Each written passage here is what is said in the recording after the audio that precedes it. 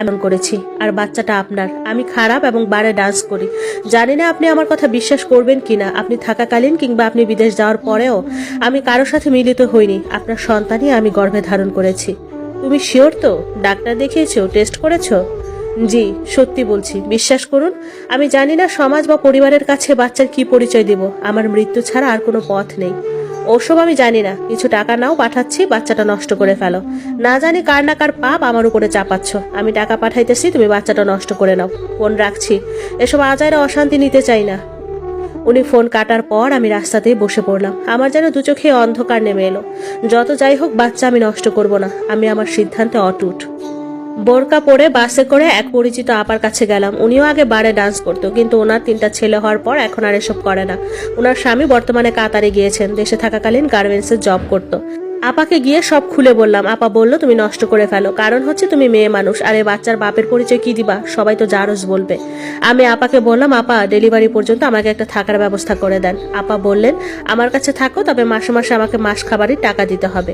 দিব আপা, তুমি তারপরেও আরো ভেবে দেখো। আরো অনেক সময় আছে এখনো। আপা, আমার ভাবা শেষ, আর কিছু ভাবতেও চাই না আমি। তারপর বাসায় চলে আসি। বাড়ি এসে মাকে ভাত খেতে খেতে বললাম, মারে আমি আর তোমাদের দায়িত্ব নিতে পারবো না। জমানো টুকিটাকি যা আছে তা দিয়ে একটা দোকান নিয়ে দিচ্ছি। তোমরা কোনো দোকান টোকান করে চলো।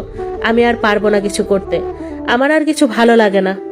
2 দিন পর প্রবাস থেকে উনি কল করলেন। আমি কল ধরে কান্না করতে করতে বললাম, দয়া করে আমাকে 20,000 টাকা ভিক্ষা হলেও দেন।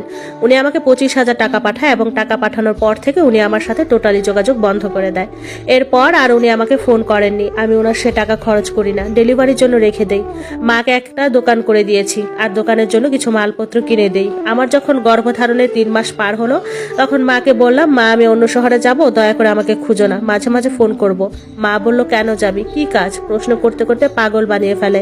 আমি আর কিছু বলি না। পরের দিন আমার কিছু প্রয়োজনীয় জামা কাপড় নিয়ে আপার কাছে চলে আসি, আর মাকে ফোন দিয়ে বলি, আমাকে খুঁজিও না দয়া করে। আমি তোমাদের ফোন দিব, যোগাযোগ রাখবো, এবং দয়া করে কোনো প্রশ্নও করো না।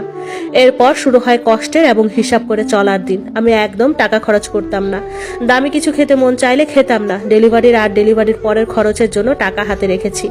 আপার বাসায় রান্নাটা আমি করতাম। আপা আমাকে তেমন চাপ দিত না কাজকর্ম করার জন্য, তারপরেও আমি করতাম। সারাদিন শুয়ে বসে থাকতে আমার একদম ভালো লাগতো না, তাই যতটা পারতাম কাজ করতাম। আপা নিজে থেকে আমাকে এটা এনে খাওয়াতো, কিন্তু আমি খেতে চাইতাম না।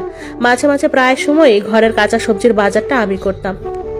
যে সবজিওয়ালার কাছ থেকে আমি প্রতিনিয়ত সবজি নিতাম, সেই সবজিওয়ালা নাকি আমাকে পছন্দ করত। সে কথাটা আপার কাছে বলেছে।